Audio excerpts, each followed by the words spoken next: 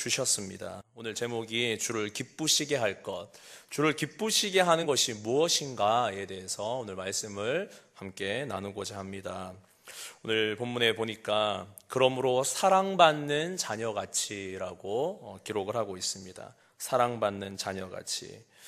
우리 한번 선포해 보실 거예요. 사랑하라. 예, 사랑하라. 주님께서는 우리에게 사랑하라라고 이야기를 하십니다. 사랑받는 자녀같이 너희도 서로 사랑해라. 고기도 먹어본 님이 안다고, 고기도 먹어본 사람이 안다고, 사랑도 받아본 사람이 그 사랑을 표현할 수 있습니다. 내가 사랑하는 방법을 모르고 사랑을 받아본 적이 없는데, 나 좀 사랑해줘 라고 하면, 나 사랑에 대해서 모르는데? 라고 그렇게 이야기를 할 것입니다.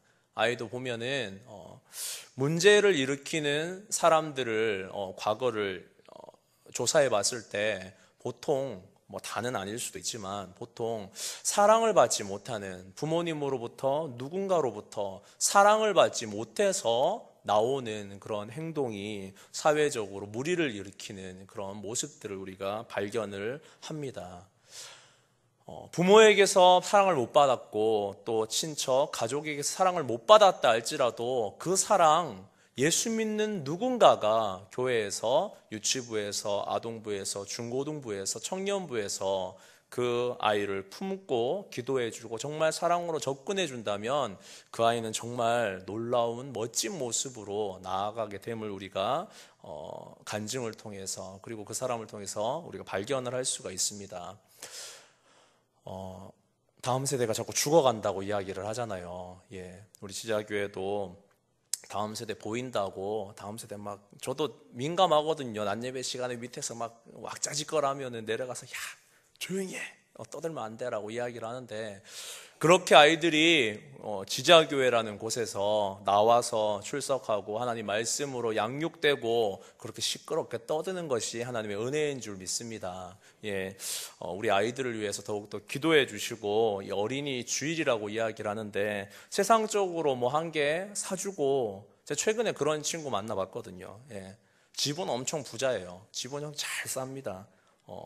2층 건물로 이렇게 있는 그런 건물도 가지고 있고 장사하고 잘 사는데 그 아이는 완전히 방치돼 있어요. 아버지 어머니가 그 아이를 돌보지 않습니다.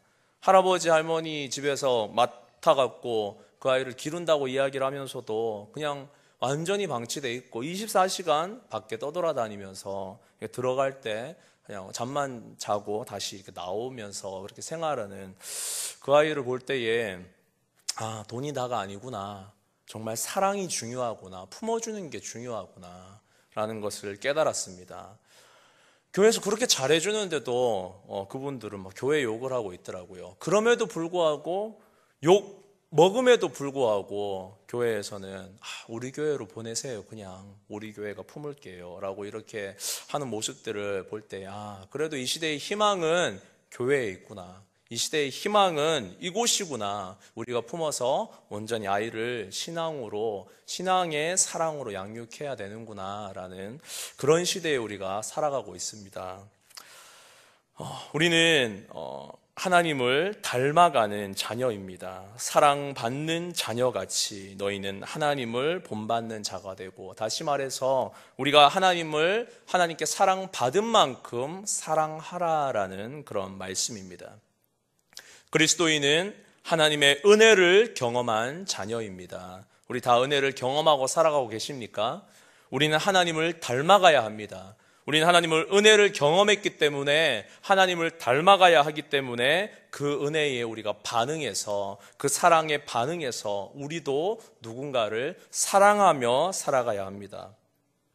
하나님이 우리에게 보여주신 그 사랑을 행해야 한다는 것입니다.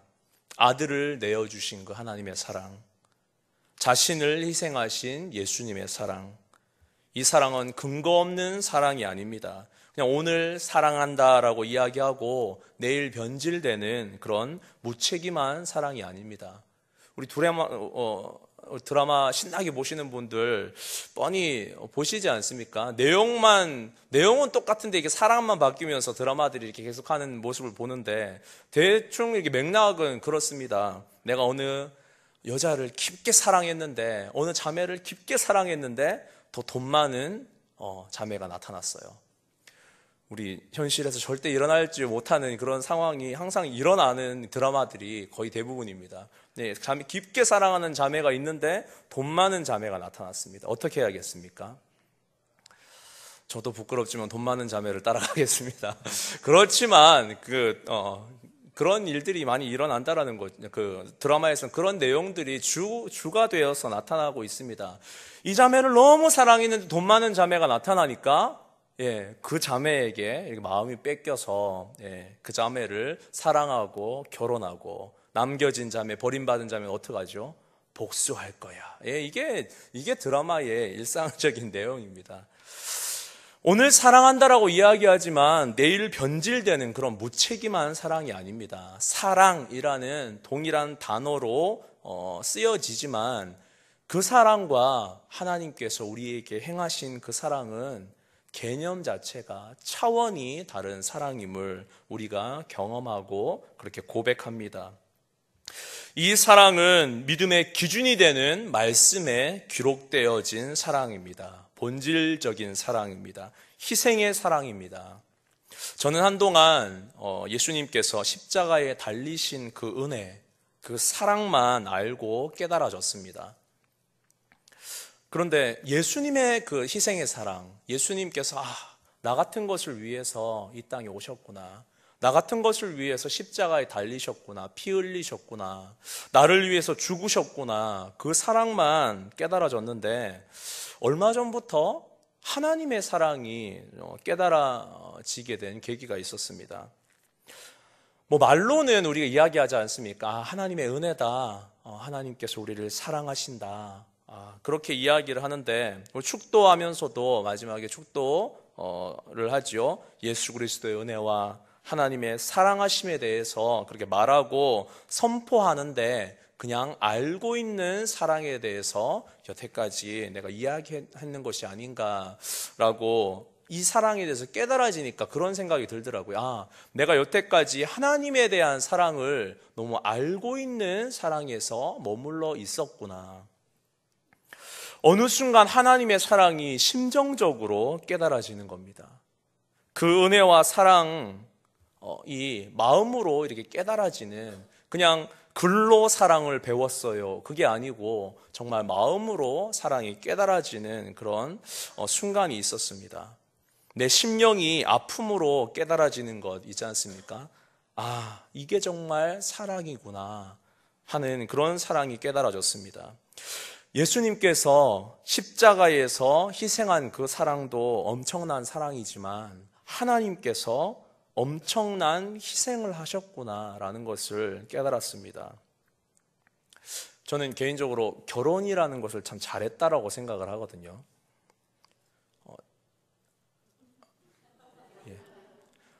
집사람을 잘 만났다는 이야기가 아니고요. 그냥 결혼, 그걸 잘했다라고 생각을 하는 사람입니다. 결혼이란 것. 세상 사람들은 그렇게 이야기합니다. 이 가운데서 그렇게 이야기하시는 분들이 계실 수도 있을 것 같습니다. 결혼은 해도 후회, 안 해도 후회. 그런 말씀 하시지 마시기 바랍니다. 그거는 세상 사람들이 이야기하는 거고, 결혼은 하나님께서 축복하신 정말 좋은 겁니다. 저는 결혼을 하고 나서 내가 결혼이라는 걸 괜히 했다라고 후회해 본 적이 한 번도 없습니다. 집사람도 한 번도 없을 줄 믿습니다. 이런 설교했는데 집에 가서 나는 후회한다라고 하진 않겠죠. 안 후회했으면 좋겠는데, 후회하십니까? 후회하지 마시길 바랍니다. 오늘 하루 살아가는데 후회해 본들 어떡하겠습니까? 항상 하나님께 감사하시면서 살아가시기를 바랍니다. 고린도전서 말씀에 보니까 바울은 이 결혼에 대해서 이렇게 이야기를 했더라고요. 내가 결혼하지 아니한 자들과 과부들에게 이야기한다. 나와 같이 그냥 지내라 라고 이야기를 하고 있습니다. 그런데 만일 절제할 수 없거든, 다시 말해서 절제할 수 있으면 결혼하지 마라. 그러나 절제할 수 없거든 결혼해라. 정욕이 불같이 타는 것보다 결혼하는 것이 낫다라고 바울은 그렇게 이야기를 합니다. 바울 본인은 결혼하지 않았습니다. 왜냐하면요, 절제할 수 있었기 때문입니다. 하나님만 바라보고 살아갈 수 있는 사람이 바울이었습니다. 저는 절제할 수 없습니다. 그래서 결혼했습니다. 이 가운데서도 그게 가능하지 않아서 결혼하셨을 줄 믿습니다. 이왕 결혼했다라면은 후회하는 결혼 생활 하지 않으시기를 원합니다. 정말 하나님의 복 가운데 하나님께서 원하시는 그런 짝과 만나서 내가 이 사람과 정말 더 하나님을 찬양하고 영광 돌릴 수 있는 그런 생활이, 결혼 생활이 되시기를 예수님의 이름으로 축복합니다. 저는 개인적으로 결혼을 통해서 하나님의 마음을 이해하는 것을 많이 활용을 하고 있습니다. 결혼을 하면 그 축복이 결실로 아이가 생깁니다.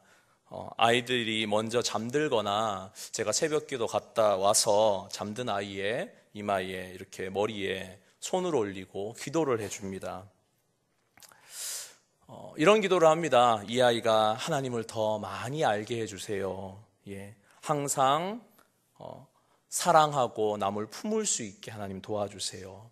이 아이가 다른 사람에게 끌려다니는 것이 아니고 다른 사람을 끌어당길 수 있는 그런 리더의 자리에 하나님, 다른 사람을 데리고 다니면서 하나님의 이름을 선포할 수 있는 그런 아이가 될 수 있도록 해주세요.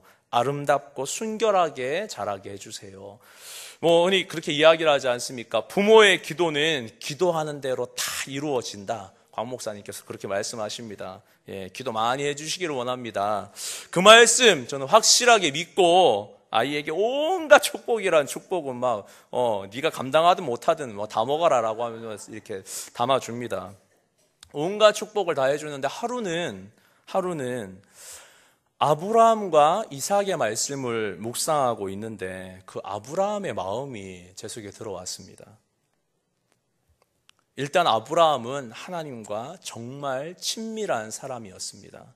얼마나 친밀한 사람이었냐면 네 아들, 내가 100세에 너에게 준 그 아들, 네가 사랑하는 아들, 그 아들 각을 떠서 불태워서 나에게 바쳐라 라는 소리가, 이 소리가 정말 하나님의 소리인지 분별하며 확신하며 결단하기까지, 이 아브라함은 하나님과 보통 친밀한 관계가 아니면은 이것을 결단할 수 있는 사람이 없다라고 생각되어질 정도로 그런 만큼 친밀한 사람이었습니다. 보통 사람들, 친밀하지 않은 사람들 어떻게 하는지 아십니까? 이런 소리가 들리면 어떻게 할까요? 사탄아 물러가라 라고 이야기를 합니다. 사탄아 물러가라. 이건 하나님의 소리가 일리가 없다. 사탄아 물러가라. 이 아이는 내 아이다 라고 이렇게 고백할 텐데 아브라함은 결단합니다. 오랜 시간 뜸들이지 않습니다. 오랜 시간을 늦추지 않습니다. 바로 다음 날 아침 일찍 채비를 하고 아이를 죽여서 하나님께 바치는 그 장소로 모리아산으로 나아갑니다. 이만큼 즉각적인 결단을 할 수 있다는 것은 하나님과 얼마나 친밀한 관계인가를 우리가 볼 수가 있습니다. 집사람도 그렇게 고백하더라고요. 제가 하나님을 만나서 정말 하나님께 제 자식을 드린다고 할 때에 집사람이 그 사실을 알았다라면 이놈의 영감탱이 노망이 나도 단단히 났지라고 그렇게 이야기를 하면서 절대 안 된다라고 그렇게 이야기를 할 것 같다고 그렇게 이야기를 했습니다. 그런데 아브라함은 당장에 결단하고 그 다음날 아침에 이 아이를 죽이려고 데리고 갑니다. 그런데 한번 생각을 해보십시오. 그 마음이 어린이날 같이 기쁘겠습니까? 즐거겠습니까? 이 아이를 죽이러 가는 그 한 걸음 한 걸음이 얼마나 힘들었겠습니까? 속으론 또 얼마나 울었을까요? 그러나 죽이려는 순간 아브라함에게 하나님께서 나타나셔서 말씀하십니다. 아브라함아, 아브라함아, 그 아이에게 손대지 마라 라고 말씀하십니다. 네가 나를 얼마나 사랑하는지 이제 내가 알았다 라고 말씀하십니다. 그리고 준비해 두셨던 수량을 딱 꺼내시지요. 그 수량을 받아들고 아브라함의 마음이 어떻겠습니까? 그럼 그렇지. 안심이다. 살았다. 이 양 그래. 너 내 아이들 대신해서 한번 죽어봐라 라고 그런 마음으로 이 수량을 죽였을까요? 저는 그 수량을 보면서 아브라함이 엄청 울었다라고 생각이 되어집니다. 이 양이 내 아들 대신이구나. 내 아들 대신한 그 양이구나. 그 양을 죽일 때, 아들을 죽이는 심정으로 죽일 때 얼마나 울었겠습니까? 우리에게 그 양이 예수 그리스도십니다. 제가 아들을 위해서 이렇게 기도를 하는데, 아들아, 오만 축복을 담아서 기도를 하는데 그런 마음이 들어왔습니다. 내가 아브라함이라면, 내가 지금 기도해주는 이 아들, 이 사랑하는 아들, 정말 너무 이뻐서 어찌할 바를 모르는 그 아들, 이 아들 정말 각을 떠서 죽일 수 있을까? 말씀에 우리가 아브라함은 정말 믿음의 조상, 와, 아들도 드리고 대단하다, 이렇게 이야기를 할 수 있겠지만, 그게 만약에 내 아들로 내가 드리라고 하는 하나님께서 나에게 말씀하시는 그런 말씀이라면, 아들을 머리에 손을 딱 대고, 딸 머리에 손을 딱 대고, 아름답게 자라라, 예쁘게 자라라, 흠없게 자라라 라고 기도해 주는데, 이 아이 정말 드릴 수 있을까? 그 마음이 들어온 순간 하나님께서 우리에게 예수님을 주신 그 사랑이 깨달아지는 겁니다. 와, 예수님께서 우리를 위해서 십자가에 달리신 그 사랑만 제가 깨닫고 있었지, 하나님께서 아들을 보내신 그 희생, 보내신 그 아픔, 그 아들을 모리아산까지 이끌어가는 그 아브라함과 같은 심정으로 예수님을, 그래, 너 땅에 가서 사람들을 위해서 죽어라 라고 보내신 그 사랑이 얼마나 크고 위대하고 아픔의 사랑이었는지 깨달아지는 순간 너무 힘들더라고요. 아이를 위해서 축복해주고 있는데 눈물이 흐르는 제 자신을 발견했습니다. 그런데 아브라함은 결단해서 드렸습니다. 하나님은 그 아들 예수 그리스도를 우리에게 주셨습니다. 그렇게 놀랍고 위대한 사랑으로 하나님은 우리를 향한 사랑을 이루셨습니다. 그 사랑에 우리가 반응하고 깨달으시기를 원합니다. 저는 예수님의 희생만 놀랍고 위대한 줄 알았는데, 하나님의 그 희생이, 아들을 내어놓는 그 희생이 어찌 보면 대단하다라는 것을 아버지의 마음으로 깨달아 봅니다. 하나님과 우리와의 관계 회복을 위해서 예수님께서 기꺼이 자신을 화목 제물로 드린 것 같은 사랑을 우리도 본받고 성경은 그렇게 이야기를 합니다. 섬기며 희생하며 사랑하는 삶을 요구하십니다. 죽기까지 우리를 사랑하셨는데, 죽이러 보내기까지 우리를 사랑하셨는데, 우리는 너무나 그 사랑 낼름 받아먹기만 하려는 그런 삶을 살아가고 있는 것 아닌가라는 생각을 해봅니다. 3절은 하나님과 예수님의 사랑에서 벗어난, 오늘 3절 말씀에 보니까 벗어난 지극히 쾌락적이고 타락한 사랑에 대해서 경계하고 있습니다. 음행과 온갖 더러운 것과 탐욕은 너희 중에 그 이름조차도 부르지 말라라고 기록하고 있습니다. 여기에서 말하는 이 3절에서 말하는 음행, 더러운 것들, 탐욕이 가르치는 헬라어는 전부 세속적인, 성적인 타락을 추구하는 그런 단어들입니다. 성적인 쾌락을 이야기하는 그런 단어들입니다. 다시 말해서 예수 그리스도가 우리에게 보여준 그 사랑, 하나님께서 우리에게 보여준 그 사랑과는 차원이 다른 정말 입에도 너희가 담지 마라 라고 할 만큼 그런 아주 추하고 악하고 더러운, 이름은 사랑이라는 단어, 우리가 사용하여지는 사랑이라는 단어는 똑같지만 이 사랑은 정말 입에도 담지 말라고 하는 더러운 사랑에 대해서 오늘 3절이 경계하라라고 이야기를 하고 있습니다. 그러면서 성경은 이야기합니다. 처음에 사랑하라 라고 선포하고 그 다음에 감사하라 라고 선포하고 있습니다. 우리 한번 다시 선포해 보실 거예요. 감사하라.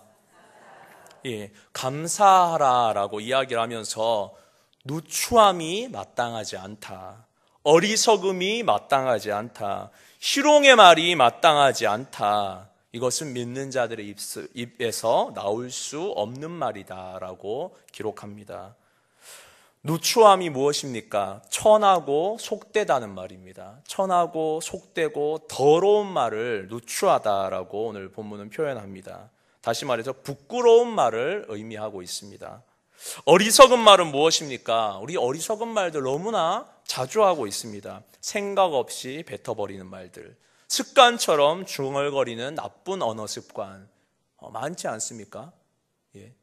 우리 한국 사람의 특징이 그것이죠. 좋아도 죽고 배불러도 죽고 맨날 죽고 오늘 죽고 또 죽고 계속 죽고 하는 것이 한국 사람의 언어 습관입니다. 이런 말들이죠. 생각 없이 뱉어버리는 말들, 자식에게 생각 없이 저주를 퍼붓는 그런 습관들, 그런 것들이 어리석은 말이라고 성경은 기록합니다. 희롱의 말, 음담패설, 노골적인 어떤 성적 농담, 독설들, 이런 것들을 희롱의 말이라고 이야기를 하지요. 이런 것들을 입에서 제하여 버리라고 성경은 이야기하고 있습니다. 입도 뻥끗하지 마라. 이런 것들 입 밖으로 내지 마라. 라고 성경은 가르치고 있습니다. 바울은 그리스도인에게 명령합니다. 그러면 어떻게 해야 하는가? 감사하는 말을 하라고 성경은 기록합니다. 감사하는 말을 하시기를 원합니다. 사람들의 입술에 너무 감사가 없습니다. 하나 방송을 보니까 보신 분들이 계신가 모르겠습니다만 입담 좋은 분이 나오셔서 말씀하시는 중에 이러한 말씀을 하시더라고요. 어떤 말씀이냐면 초등학교 4학년짜리 아이에게 던진 설문조사에 대해서 이야기하는 장면을 제가 귀담아 들었습니다. 초등학교 4학년에게 무슨 질문을 했냐면 이 가운데 어른이 되고 싶지 않은 사람, 아이로 남아있고 싶은 사람 손들어봐라 라고 했을 때, 아니면 기록해봐라 라고 했을 때 100명을 대상으로 몇 명이나 나왔겠습니까? 어른 되고 싶지 않은 사람, 아이로 남고 싶은 사람.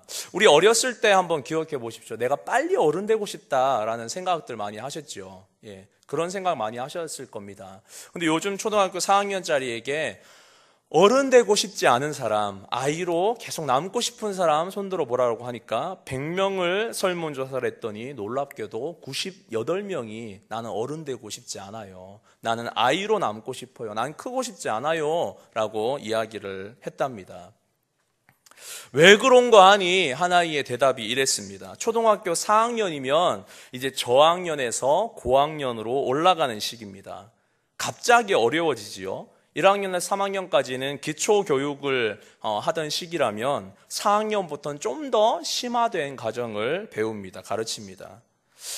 우리 유치부도 보니까 유치부에서 1학년들은 이제 1학년이 돼서 아동부로 올려보냈는데 막 힘들다는 소리가 여기저기서 들려요. 초등학교 올라가 보니까 뭐 삶이 달라지더라는 그런 고백이 이렇게 여기저기 들립니다. 아침에 일찍 일어나야 되지요.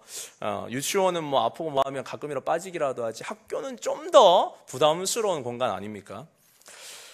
그런데 초등학교 4학년이 돼야지니까 인생이 더 어려워지더라는 겁니다. 아이들마다 학원이다, 영어다, 수학이다, 부모들의 욕심으로 힘들게 살아가고 있습니다. 그런데 지금도 힘든데, 초등학교 4학년의 위치에서 지금도 너무 힘든데 중학교 다니는 누나가 와서 이야기합니다. 야, 초등학교가 뭐가 힘드냐? 초등학교 아무것도 아니야. 중학교 오면 더 힘들어 라고 이야기를 하는 겁니다. 이 아이가 여기서 충격을 받았죠. 그런데 고등학교 형이 하는 말이, 야, 초등학교, 중학교가 뭐가 힘드냐, 애들 장난이지. 고등학교 되면 잠잘 시간도 없어. 잠잘 시간도 없을 정도로 힘들어 라고 이야기를 합니다. 근데 취업을 준비하는 삼촌이 나중에 와서 하는 말이, 야, 학교 다닐 때는 그나마 행복한 시절이야. 졸업하면 직장 준비하는데 죽을 만큼 힘들어 라고 이야기를 하는 겁니다. 그런데 아버지가 밤늦게 들어오시더니 이야기를 하죠. 이놈의 직장 죽지 못해서 다닌다라고 이야기를 합니다. 자, 지금도 힘든데, 초등학교 4학년인데 지금도 힘든데, 중학교 되면 더 힘들어요. 고등학교 되면 잠잘 시간도 없이 힘듭니다. 취업 준비하는 사람은 죽을 만큼 힘들고요. 직장 다니는 아버지는 죽지 못해서 산다라고 이야기를 합니다. 이 아이에게 소망이 있겠습니까? 소망이 없습니다. 중학교, 고등학교, 취업 준비, 직장 들어가는데 모든 사람들이 소망 없이 이야기하니까 이 아이에게 소망이 없습니다. 나는 어린아이로 남아있고 싶어요. 물론 그분이 말씀하시는 취지는 좀 달랐지만 세상 사람들은 이러한 인생을 살아가고 있습니다. 힘들고 더 힘들고 잠잘 시간도 없이 힘들고 정말 죽도록 힘들고 죽지 못해서 살아간다라고 그렇게 살아가고 있습니다. 자신의 자리에서 계속 불평만 살아가다가 죽어가는 인생을 살아가고 있습니다. 우리의 입술의 오늘 고백은 어떻습니까? 우리의 입술의 오늘 선포는 어떻습니까? 하나님께서 지으신 입술로 어떤 단어를 사용하고 계십니까? 힘들어. 이놈의 인생. 진짜 내가 코로 숨이 쉬어지니까 살지. 죽지 못해서 밥을 먹는다라고 그렇게 살아가고 계십니까? 우리 입술을 통해서 영광 받고자 하나님께서는 원하시는데 우리의 입술에서 누추함이 나오고 있습니다. 어리석음이 나오고 있습니다. 희롱이 나오고 있습니다. 하나님께서 원하시지 않는 마땅치 않은 언어가 우리 입술에서 나오고 있습니다. 오늘 성경은 기록합니다. 감사하는 말을 하라라고 명령하십니다. 유식한 헬라어를 한번 써보겠습니다. 감사하는 말을 하라. 유카리스티아라는 그런 단어로 사용되어지는데, 카리스는 우리 웬만한 분들 아시죠? 카리스는 뜻이 뭐지요? 은혜라는 말입니다. 카리스. 유라는 단어는 좋은이라는 뜻입니다. 그래서 이 두 단어가 합해져서 유카리스티아. 다시 말해서 여기에서는 감사하는 말로 번역이 되어졌는데, 우리가 은혜로운 말, 감사하는 말, 이런 의미 정도로 쓰시면 될 것 같습니다. 다시 말해서 누추한 말, 은혜되지 않는 말, 어리석은 말, 희롱의 말, 죽겠다, 죽지 못해서 한다라는 그런 말이 아니고 너희 입에선 나와야 되는 말은 감사하다는 말이다라고 성경은 말하고 있습니다. 우리 한번 선포해 보실까요? 모든 것이 하나님의 은혜입니다. 자, 참 감사하다. 우리 한번 옆에 사람을 쳐다보면서 참 감사하지요. 한번 해보실까요? 예. 감사합니다. 저도 강대상에서 누군가 옆에 사람과 한번 말해보세요가 정말 싫거든요. 밑에서 있으면, 위에서 있으면 자꾸 시키고 싶어지는 마음이 사람의 마음인 거 봅니다. 예. 우리의 입술에서 고백해야 되어지는 말, 특별히 우리가 예수님의 그 사랑을 깨닫고 나아가야 하는 그런 사람들은 우리의 입술의 선포가 모든 것이 하나님의 은혜입니다. 참 감사하다라는 말이 입버릇처럼 나와야 될 줄 믿습니다. 그런데 사람들은 현실 세계에 살아가는데 어떻게 감사하다라고 은혜롭다라고만 이야기합니까? 그것은 환상이지요. 그것은 이상이지요. 현실에서 사람들이 살아가는데 현실의 상황을 보면은 감사가 어떻게 나옵니까? 그렇게 이야기를 합니다. 예. 현실적으로, 논리적으로, 이성적으로 너무나 분명하게 안 될 것들만을 고백하는 그런 사람들이 있습니다. 그런 사람들을 이렇게 제가 한번 가끔 이렇게 만나보면은 저도 어떻게 보면 마찬가지일 수 있습니다. 저도 예전에 정말 부정적인 사람이 요즘 조금 나아지는데 앞에 상황이 정말 부정적인 일들이 딱 닥치게 되면은 감사가 섣불리 고백되어지지 않는 제 모습도 바라보게 됩니다. 현실적으로 사는 사람들은 안 되는 것을 먼저 이야기를 합니다. 이성적으로, 논리적으로, 현실적으로 판단을 해봤을 때에 감사할 거리들이 없습니다. 그래서 감사할 것들을 찾지 못하게 됩니다. 그러나 믿는 사람들은 현실의 눈으로 바라보는 것이 아니고 영적인 눈으로 바라봐야 합니다. 영적인 눈으로 감사하시기를 바랍니다. 영적인 눈을 우리에게 주셨습니다. 믿는 자들에겐 현실이 눈이 아니고 영적으로 바라볼 수 있는 그런 눈을 하나님께서 주셨습니다.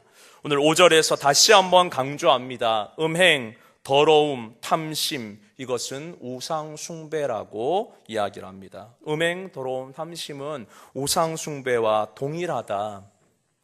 다시 말해서 음란, 육신적인 것, 도덕적인 것도 경계해야 하지만 영적인 음란에 대해서 다시 한번 5절에 대해서는 이야기를 하고 있습니다. 영적인 음란, 그것은 우상 숭배다.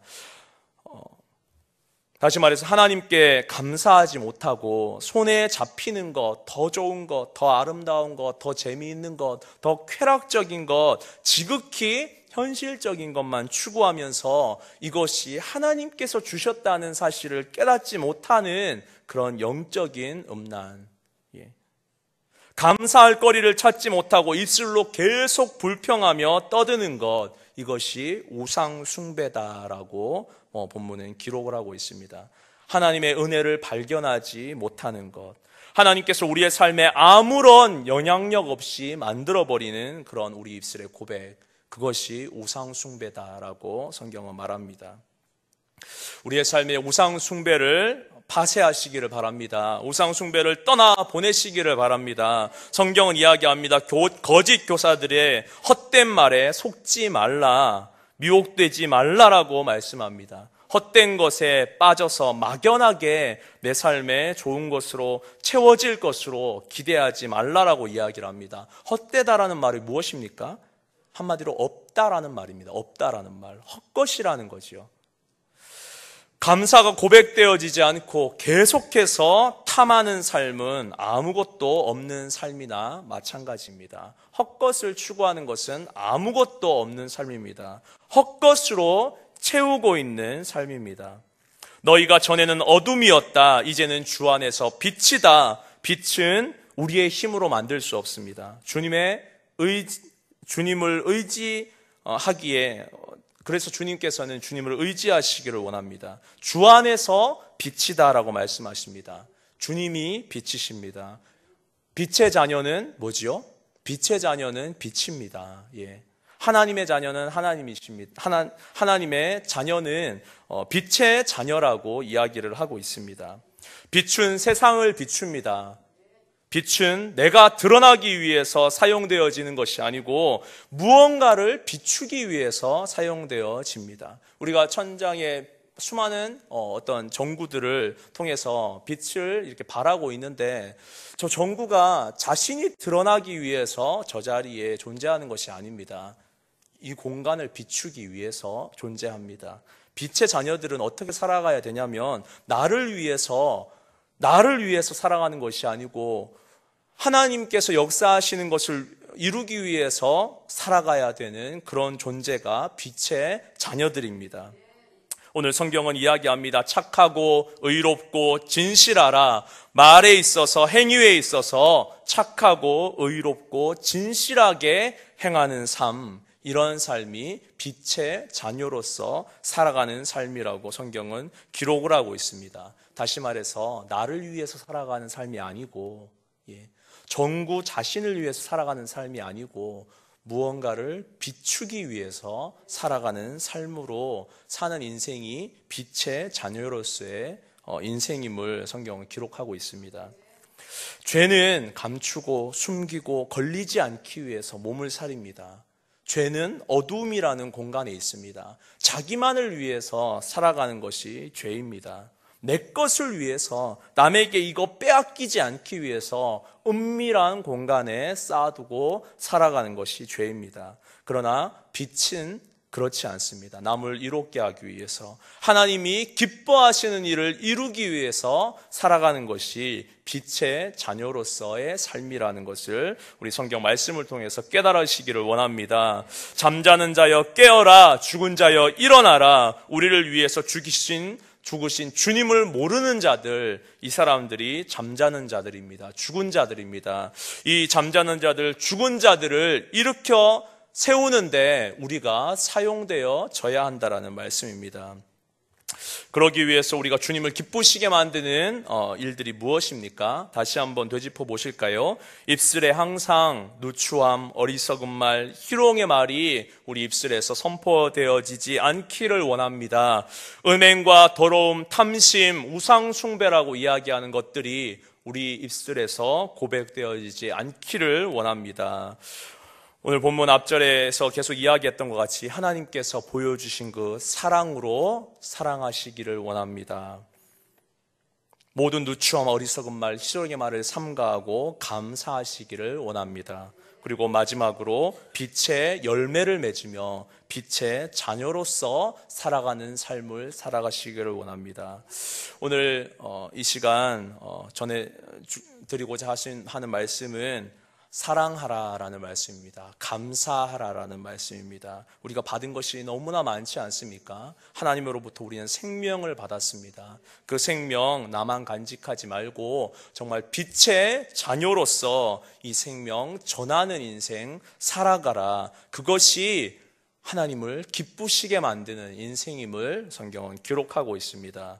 우리가 그 빛의 자녀로서 이 땅에 보냄받아졌습니다. 나를 위해서 살아가는 것이 아니고 나의 쾌락을 위해서 살아가는 것이 아니고 항상 하나님의 사랑 감사하시면서 그 사랑 다른 누군가에게 이루면서 살아가시는 우리 성도님들의 삶이 되시기를 예수님의 이름으로 축복합니다.